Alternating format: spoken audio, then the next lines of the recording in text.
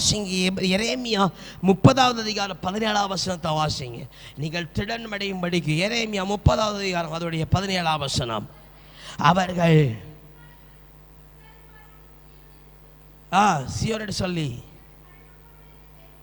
பேரிட்டபடியால் உனக்கு ஆரோக்கியம் வர பண்ணி உன் காயங்களை, நீ பட்டிருக்கிற காயங்களை ஆற்றுவேன்னு சொல்லி ஆண்டவர் வாக்கு தருகிறார். அல்லேலூயா, அல்லேலூயா.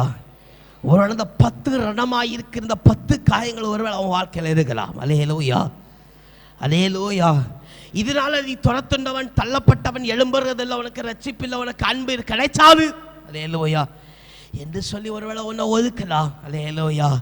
ஆனால் இயேசு தம்முடைய வார்த்தையினால் உனக்கு வாக்கு தருகிறார். அவர் காயங்களை கட்டுகிறார். அல்லேலூயா, அல்லேலூயா.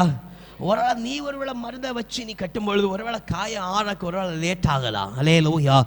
ஆனால் இயேசு அவர் காயத்தை கட்டினார்னா அதுக்கு பூரண சுகம் உடனடியாக கிடைக்கும். அல்லேலூயா, அல்லேலூயா, அல்லேலூயா. நீ நாம் பலனடையும்படிக்கு அவருடைய காயம் கட்டுதல் அவ்வளோ வல்லமை நிறைந்தது.